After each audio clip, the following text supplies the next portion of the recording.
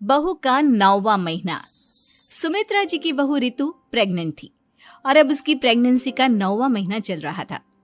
रितु का पति देवेश उसका काफी अच्छे से ख्याल रखता था, लेकिन प्रेगनेंसी अपने आप में ही एक अलग ही वक्त होता है जब एक औरत कई तरह के बदलावों से गुजरती है। शरीर के साथ साथ उसके अंदर बहुत सारे इमोशनल चेंजेस भी आते हैं और रितु इन सब चीजों से गुजर रही थी। इसीलिए कई बार वो बहुत परेशान हो जाती थी। उसे बार बार बहुत मुश्किलों का सामना करना पड़ रहा था। एक दिन अचानक शाम के वक्त रितु जोर जोर से रोने लगी।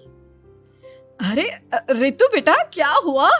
तुम रो क्यों रही हो? कुछ नहीं मम्मी जी, बस बहुत परेशान हो रही हूँ मैं। हाँ बेटा, वो तो मुझे भी दिख रहा है, तभी तो रो रही हो तुम। लेकिन परेशानी के पीछे की वजह तो बताओ, आखिर बात क्या है? किसी ने कुछ कहा क्या तुमसे? नहीं मम्मी जी, किसी ने कुछ भी नहीं कहा, बस ऐसे ही मेरा मन कर रहा है रोने का। अरे बेटा, ये क्या बात हुई? रोने का मन कर रहा है? अरे तुम माँ बनने वाली हो, अगर इस तरह रहोगी ना तो बच्चा भी रोने वाले नेचर का पैदा होगा। तो फिर मैं क्या करूं मम्मी जी? मुझे बता अपने दिल की बात, मेरे साथ शेयर कर कि क्या परेशानी है। वो क्या है ना मम्मी जी, मैं अपने पेट की तरफ देखती हूँ ना तो अजीब सी घबराहट होती है। अरे लेकिन क्यों बेटा? तुम्हारे पेट में तो तुम्हारा आने वाला बच्चा है, इसे देखकर तुम्हें खुश होना चाहिए। मम्मी जी वो क्या है ना, मेरा पेट इतना बड़ा हो गया है, शरीर की हालत ऐसी हो गई है तो सोच सोच कर डर लगता है कि मैं कभी फिर से पहले जैसी स्लिम और ब्यूटीफुल हो पाऊंगी क्या। अरे बेटा, ये तो कुछ दिनों की बात है, सब कुछ बिल्कुल पहले जैसा हो जाएगा। कुछ दिनों के बाद तुम्हें चिंता करने की कोई जरूरत नहीं होगी। रितु, क्या हुआ? तुम बार बार करवटें क्यों बदल रही हो? रात की 2 बज रहे हैं, सो जाओ ना अब। देवेश, नींद नहीं आ रही है, मैं ठीक से सो नहीं पा रही हूँ। अरे ये क्या, तुम तो उठकर बैठ गई। इस तरह बैठे बैठे पूरी रात बिताओगी क्या? क्या करूं देवेश, पेट की वजह से जैसे ही लेटती हूँ अजीब सा लगने लगता है, ठीक से सो भी नहीं पाती। तुम एक काम करो, अपने पेट के बगल में एक तकिया लगा लो, तुम्हें ठीक से नींद आ जाएगी। वो भी करके देख लिया, अब तो लगता है जब तक बच्चा इस दुनिया में नहीं आएगा मैं ठीक से सो भी नहीं पाऊंगी। रितु, बच्चा आने के बाद कौन सा चैन की नींद सो पाओगी? कम से कम अब तो आराम कर लो। तुम सो जाओ देवेश, मैं बैठे बैठे ही अपनी नींद निकाल लूंगी। और फिर कुछ दिन के बाद सुमित्रा जी के घर पर कुछ परिचित लोग मिलने के लिए आते हैं। मम्मी जी, आप उन लोगों के साथ बैठकर बातें करिए, मैं सबके लिए चाय बना देती हूँ।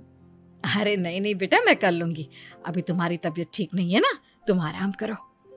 अरे मम्मी, घर के छोटे मोटे काम तो मैं करती हूँ ना, चाय बनाने में कैसी प्रॉब्लम? अच्छा ठीक है, अगर कोई परेशानी नहीं है तो बना दो चाय। अरे ये क्या बात है सुमित्रा जी, आप तो दादी बनने वाली हैं। हाँ जी, बस ठीक ठाक तरीके से मेरा पोता या पोती इस दुनिया में आ जाए तो चैन हो जाए। सही कहती हैं बहन जी, एक औरत के लिए ये वक्त बहुत मुश्किल होता है। वैसे बहू की तबीयत तो ठीक है ना? हाँ हाँ, तबीयत तो ठीक है, बस ऐसे ही थोड़ी बहुत परेशानी है जो इस वक्त होती है, उसी से गुजर रही है। पहली बार माँ बन रही है ना, कभी कभी परेशान हो जाती है। सुमित्रा जी रिश्तेदारों से बात करती है और उन्हें काफी देर हो जाती है। रिश्तेदारों के जाने के बाद, अरे रितु बेटा, तुम अभी तक किचन में काम कर रही हो? मैंने तुम्हें मना किया था ना, इतनी देर खड़े रहने की क्या जरूरत थी? मम्मी जी, वो मुझे लगा रात के खाने में देर हो जाएगी, इसलिए मैं साफ उधर बिजी थी तो मैं खाना बनाने लग गई थी। अरे बेटा, तुम तो बिल्कुल कुछ भी नहीं समझती, जरा अपने पैरों की हालत तो देखो। हाँ मम्मी जी, मुझे भी ना पैरों में बहुत भारीपन लग रहा है। ये भारीपन नहीं है, ज्यादा देर खड़े रहने की वजह से तुम्हारे पैरों में सूजन आ गई है। अब कमरे में जाकर आराम करो, चलो। और सुनो, अपने पैरों के नीचे ना तकिया लगा लेना, सर के नीचे मत लगाना, ठीक है? अपने कमरे में जाने के बाद यार ये प्रेगनेंसी भी कितनी अजीब चीज है, कभी रोने का मन करता है, कभी हंसने का।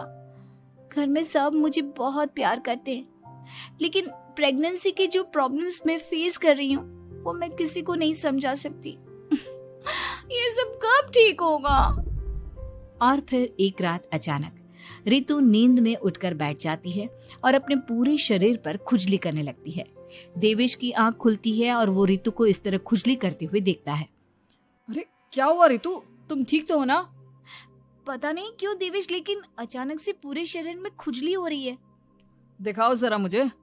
अरे लेकिन तुम्हारे शरीर पर तो कोई मच्छर के काटने की या किसी तरह के रैशेस भी नहीं है, फिर खुजली क्यों हो रही है?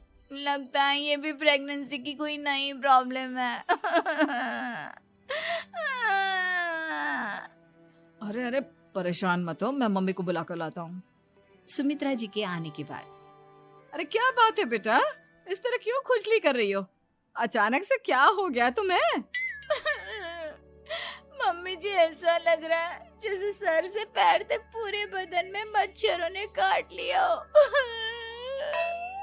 अरे लेकिन इसमें रोने की क्या बात है, चुप हो जाओ, सब ठीक हो जाएगा। हाँ मैं बहुत परेशान हो गई हूँ, बस अब जल्दी से बच्चा इस दुनिया में आ जाना चाहिए ताकि मुझे इन सारी प्रॉब्लम से मुक्ति मिले। ऐसा नहीं कहते रितु, माँ बनना तो दुनिया की सबसे बड़ी खुशखबरी है और ये सारी परेशानियां तो सबके साथ होती है। जानती हूँ, लेकिन फिर भी क्या करूँ, रात को सो नहीं सकती, कभी पेट भर के खाना खा लेती हूँ तो उल्टी करने का मन करता है, ज्यादा देर खड़ी हो जाती हूँ तो पैर में सूजन आ जाती है, ज्यादा देर बाहर घूमने भी नहीं जा सकती वरना टॉयलेट की प्रॉब्लम। ये सब कब ठीक होगा? कुछ दिन और बीत गए और अब तक रितु का 9वां महीना खत्म होने का वक्त आ गया था। अब हर दिन रितु बस यही सोचती थी कि उसका बच्चा इस दुनिया में आने वाला है। हाँ, वो बात अलग थी कि वो कई तरह की इमोशनल चेंजेस से गुजर रही थी और फिर एक दिन अचानक, देवेश मुझे ना चाउमीन खाने का मन कर रहा है। अभी रात के 12 बजे? अरे रितु, इस वक्त चाउमीन कहाँ से लेकर आऊंगा मैं? किसी होटल में फोन करो ना, कोई तो डिलीवर करता होगा ना इतनी रात को। नहीं नहीं रितु, इतनी रात को कोई डिलीवर नहीं करता, तुम कल खा लेना, मैं कल तुम्हारे लिए लेकर आऊंगा बस।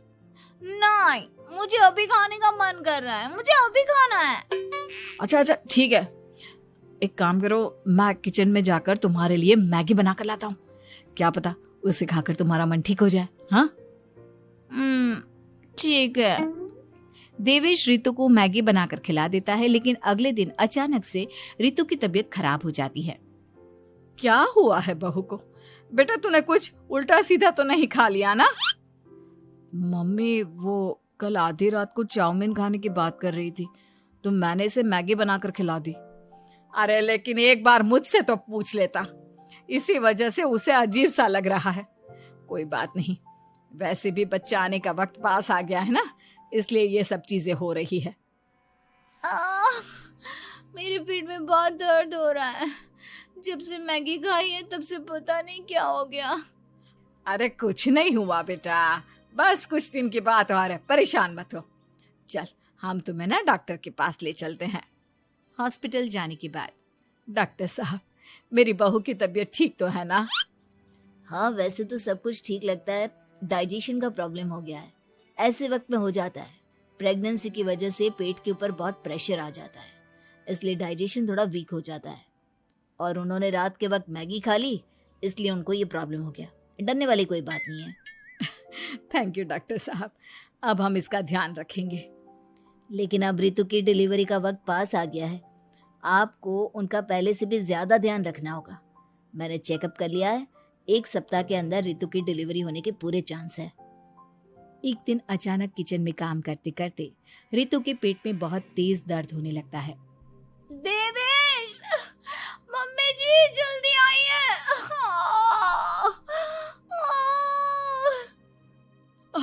अरे क्या हुआ बहू, क्या हुआ तुम्हें? बहुत दर्द हो रहा है मम्मी, मेरे पेट में बहुत तेज दर्द हो रहा है, मुझसे खड़ा भी नहीं रहा जा रहा। इधर आ जाओ रितु, मैं तुम्हें बेड पर लिटा देता हूँ, सब ठीक हो जाएगा। बेटा, मुझे लगता है इसकी डिलीवरी का वक्त पास आ गया है। अब हमें रितु को हॉस्पिटल ले जाना होगा। वैसे भी डॉक्टर ने कहा था कि 1 सप्ताह के अंदर डिलीवरी कभी भी हो सकती है। मुझे बहुत दर्द हो रहा है, ऐसा लग रहा है जैसे मैं मर जाऊंगी। प्लीज मुझे बचा लो देवेश। अरे रितु, घबराओ मत, ऐसा कुछ नहीं होगा। हॉस्पिटल पहुंचने के बाद आप जल्दी से रितु को एडमिट करवा दीजिए और आप लोग बाहर वेट करिए। नहीं, मुझे बहुत दर्द हो रहा है। रितु, समझने की कोशिश करो, सब कुछ ठीक हो जाएगा। रितु को लेबर पेन शुरू हो गया था और वो काफी तकलीफ से गुजर रही थी। एक बच्चे को जन्म देते समय औरत जिस तकलीफ से गुजरती है उसे सिर्फ वही समझ सकती है। रितु की तकलीफ को देखकर देवेश भी काफी इमोशनल हो गया था।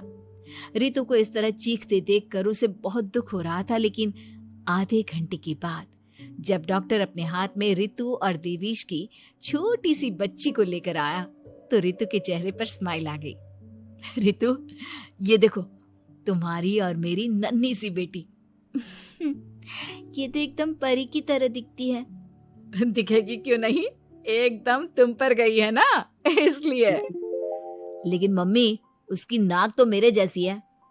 अच्छा ठीक है, नाक तुम रख लो, बाकी सब मेरे जैसा। देखा रितु, तुमने कितनी तकलीफ सही, लेकिन उस तकलीफ के बदले तुम्हें भगवान ने ये छोटी सी परी दे दी। और ऐसा सब औरतों के साथ होता है।